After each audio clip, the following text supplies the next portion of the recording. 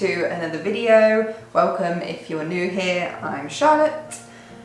And I thought today you could join me pottering about the house and having a little bit of a chat about slow living.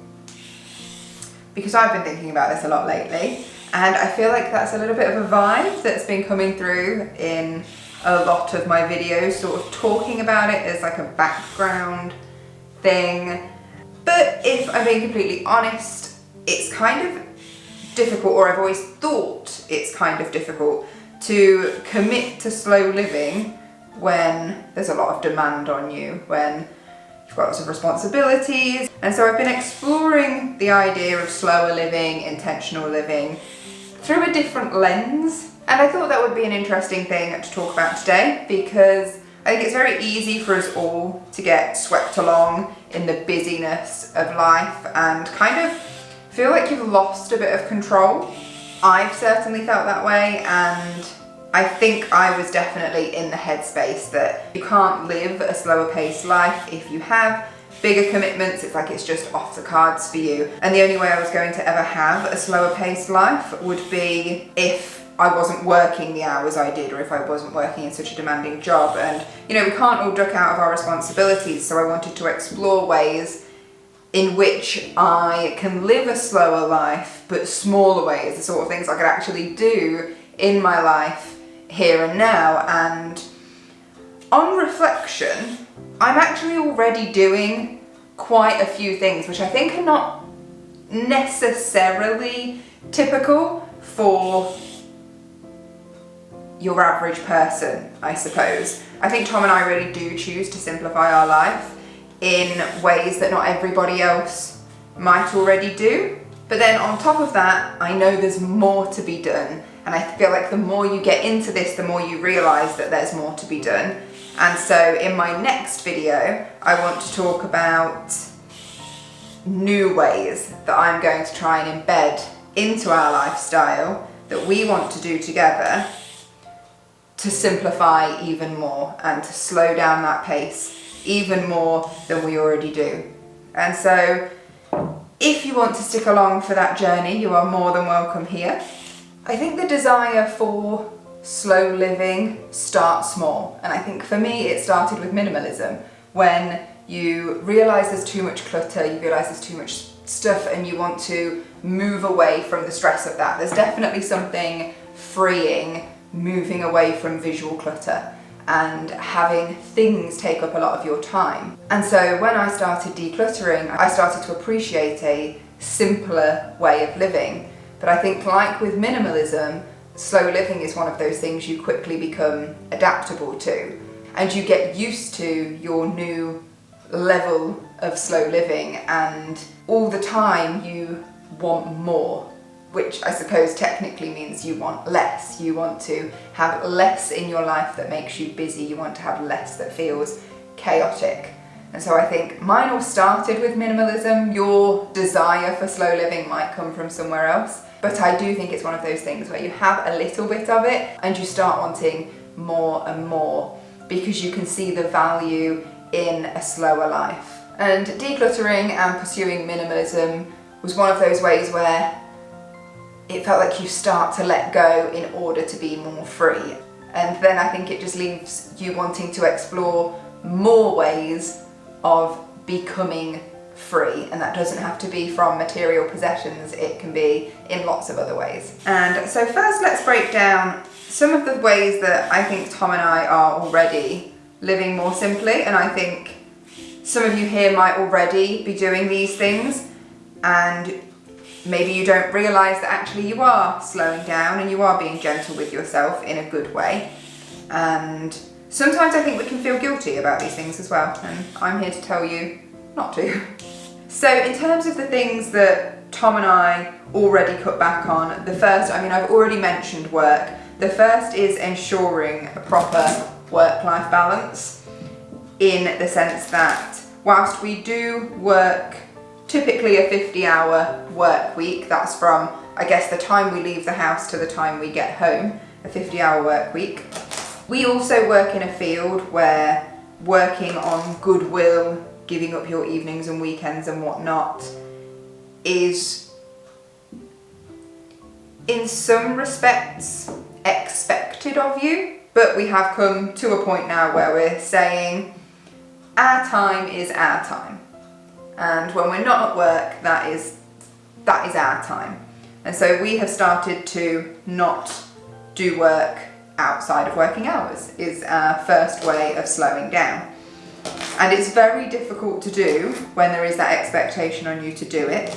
But when we are at work, we work through a system of prioritization to ensure what absolutely needs doing before the next day is done first, and everything else just rolls over to the next day. If I don't have time in that working day, it will wait until the next day. And there are a small number of exceptions for that. Our place of work is very good to us.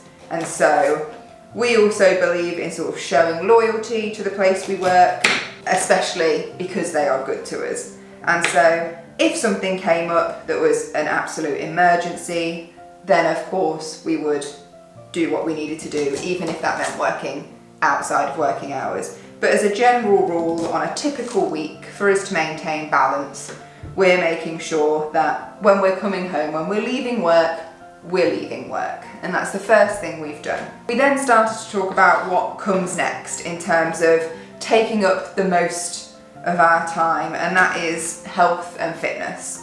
We really do put a lot of importance on our health and fitness because we value it so much. My dad always says he wishes he'd looked after his health better when he was our age, and that it's so much harder to get back once you're older. It's quite common, I think, that most people run into some health concerns, more so as you get older, if you've not got them already. And so just trying to minimize that as much as possible. So health and fitness is very important to us. We do a variety of things. We do go to the gym, we walk a lot, we run. Me less so right now, and this is part of it. I'm having to listen to my body a lot more and slow down because I have an injury from running. And we also play badminton. We want to get back into horse riding. You know, there's so much to get in, and I think it's really important that we slow down. We're a bit more holistic about it, and we listen to our bodies a little bit more. So we've always had a really rigid structure of Monday is this day at the gym, Tuesday is this day at the gym, Wednesday is practice run, Thursday is this day at the gym, Friday is badminton, Saturday is this run, and trying to fit in walks as well among all of those things, and feeling guilty if we didn't, which we don't want to feel, obviously. And last week, it was only Tuesday, it was second gym day, and I just went, I haven't got any energy. I'm too tired to go. Can we skip it and rest? And you know, we do that thing where we always say, well, we could go for a walk instead, and then I'll fall asleep or Tom will fall asleep and we'll just end up taking a nap, and maybe that walk will never happen. As I've said, being healthy and doing exercise is really important for us, but we have really also started to be more flexible in that routine and just listen to our bodies more. So if our bodies are saying rest, we rest. If our bodies are saying let's go for it, then let's go for it. And if our bodies are saying meh, we're okay, then you know, we stick to that goal as much as we can, and we stick to that plan and we try.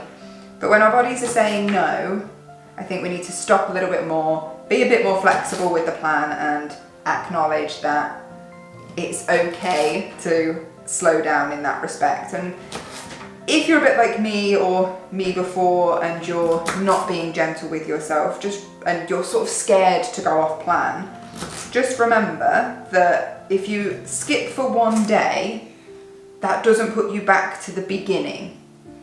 So if you stop entirely, you will eventually go back to the beginning. But stopping for one day and allowing yourself rest does not take you back to the beginning. You're not going to lose all progress. And sometimes slowing down is just better for the sustainability of your goals. I'm feeling a lot about gentle goals lately. If you burn yourself out, that's not going to help you with your goals. Whereas if you slow down when you need to, even if it's like for little bursts, then your goals are going to be more sustainable. You're going to have more motivation to meet them. I think especially so if it's fitness related, something that does take a lot of energy and willpower to do. So flexibility in that is another area. We've already slowed down. And then this is a strange one. It's like a little one. But again, it was flexibility in chores. I always had a chore tracker stuck up in my utility room in the cupboard, and I had all the chores I needed to do daily, all the chores I needed to do weekly, every 2 weeks, and so on. And I took it down. I took it down because it wasn't doing any good. Aside from, yes, the house was sparkling all the time, it wasn't doing any good other than that, because I'm quite a black and white person, and for ages I've tried to time block as best I can. I'm going to come back to why time blocking might not necessarily be the best thing all the time later in this video, but I would time block time after work and after the gym to then do chores. And it would be do these chores Monday, do these chores Tuesday, do these chores Wednesday, and then feel guilty if at any point those chores didn't get done. And I honestly thought that would be so counterproductive, and by taking my tracker down, and that I would end up, living in such a mess. But it's been so much better because we approach chores more naturally now. We use smaller windows of time, like when you're getting ready in the morning, I'll just empty the dishwasher, or I'm just coming through the kitchen, so I'll put a load of washing on, and it doesn't have to be a big deal. And we do chores as they need doing, as they arise. And I never thought coming off plan would make us more efficient. I thought the plan would always be the most efficient thing, and it turns out that I was wrong. Coming off the plan and just allowing a little bit more flexibility has really helped us in terms of feeling like there is less chaos. Another way we slow down that we already do, and this comes naturally for Tom and I because we are both quite introverted people. We're very happy to be at home in the quiet, and we really don't get social FOMO at all. And that is allowing ourselves to say no more to events, to social gatherings and whatnot. And that doesn't mean we don't like seeing people, it doesn't mean we don't like spending time with those closest to us, and in fact we only have people in our lives that we would want to spend time with. We don't involve ourselves with people that don't love us and don't have our best interests at heart, and people that cause drama. Those people don't exist in our lives in order to protect our peace. So the people that we do have in our lives, of course we love to see and we love to spend time with, but we also consider the type of social event that it is. For me, things like driving a long way, struggling to park, worrying about parking, busy places, noisy places, even when you sort of pay to do something and it just doesn't seem like you got good value for money, that sort of just gives me a stress that I don't really need. I think it kind of like winds me up in a way. And so really just considering the social setting rather than the people, it's not about the people, before agreeing to things and sort of thinking, have I got the capacity and the energy to do that? It's about not feeling guilty, I think, saying, no, that's not something that I would want to go to. That doesn't mean I don't care about that person or group of people. It's just, I know that's not going to be good for me. And so just being realistic, and again, listening to our bodies about what we have got time to put into our calendar, not feeling guilty about saying no, and like I said, not having any sort of fear of missing out on what everyone else is going to it, and if I don't go, I feel like that's not even on our radar. And the biggest one has just been being adaptable in our daily routine. I've been a sticking to a rigid schedule sort of person out of wanting to be more efficient. And by giving myself the option to change that up a little bit and be more flexible with my routine has made so much difference, especially living where we do moving with the seasons. So I love a springtime morning walk. I love getting up early to do that. I love to walk as the sun's coming up or as it's just come up, and that is really valuable to me. I will give up my sleep in order to do that.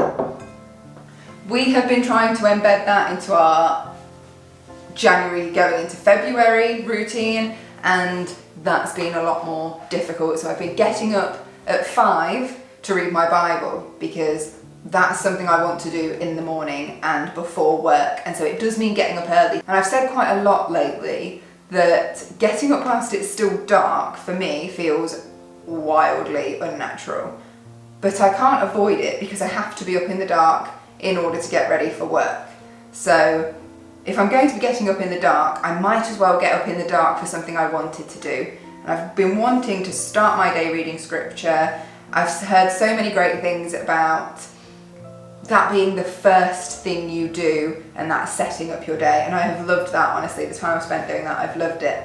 And then at 5:45 we've been heading out for a morning walk until 6:30, because that's the time we really need to kickstart and start getting ready. And I've had to move a few things from my old morning routine to the previous evening just to make sure we've got time for everything before we have to leave for work. And if I'm honest, I've just not been enjoying the morning walk in the same way, just because it's in the dark.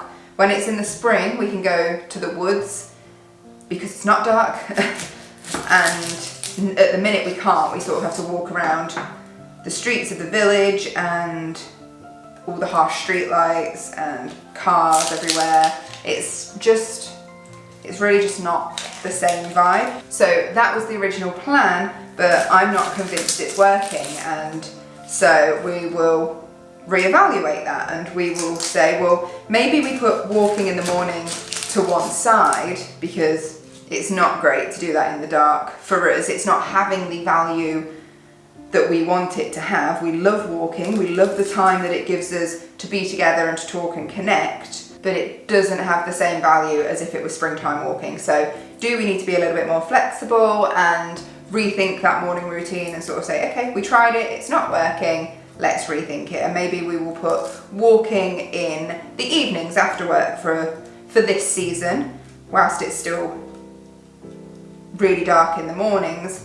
And it just means that the rest of our routine will shuffle around it. Maybe it means we don't go to the gym as much in this season. Like, I'm not saying get rid of it at all, but you know, with me struggling with my injury in terms of running, that frees up a little bit of time as well. And we could make it so we go to badminton once a fortnight instead of once a week. There are things that we can adjust, and I think having an adaptable routine and giving yourself the freedom to be flexible, particularly to suit the seasons, is a really good idea. Which I think then brings me back to this idea of time blocking. So I said I wanted to talk a little bit more about it. I always go into a new routine idea by time blocking, and I think we all can get a little bit into the headspace of, if I time block, if I know I'm doing this here and this here and this here, and I get all my responsibilities in a grid and time blocked, if I'm the most efficient I can be, then that just gives me more time to slow down at the end of the day, either to relax or to do other things that I want to do. And I think that's a very easy mindset to get into, because in a way it's logical, right?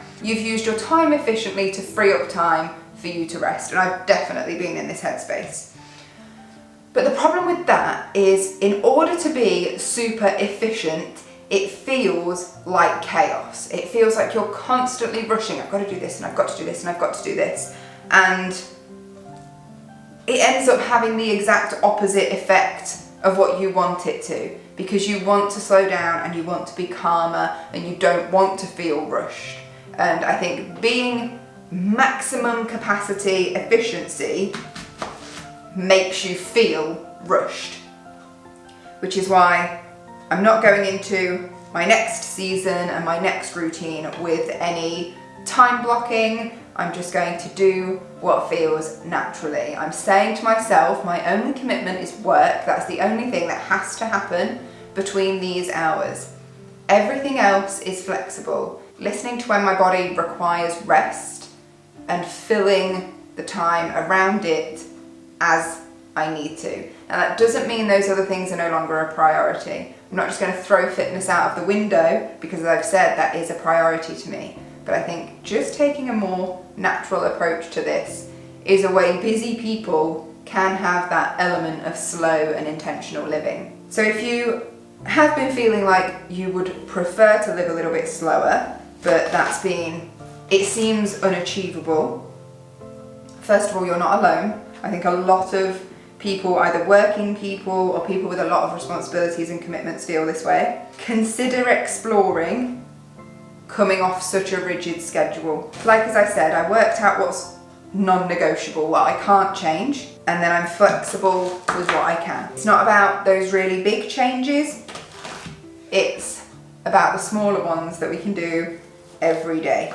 And I haven't got this perfect by any means. This is definitely a journey. I think a lot like the journey I started years ago towards being more minimal. These are just a few things that I already do, I think, naturally as part of my personality, as part of who I am, but there's so many other avenues to explore, so much more that we can try to do in our lives to make it seem slower and simpler and more intentional. So Tom and I have got a few things that we're going to be trying over the next few weeks and months, and that's going to be the focus of my next video. So if you like, this is what we're already doing to live slowly and simply in a modern, busy world, and then coming next is what we're going to try. So if you want some ideas, then those will be coming up in my next video very soon. I'm going to get back to making this meal now, because I've spent about 30 minutes chopping a few vegetables, and if that's not slowing down, I really don't know what is. But I guess that's part of the message. There was nothing so busy for me to do today that I couldn't stop and spend time making a meal for us. Thank you so much for watching the video. I will see you in another one very soon. God bless. Take care.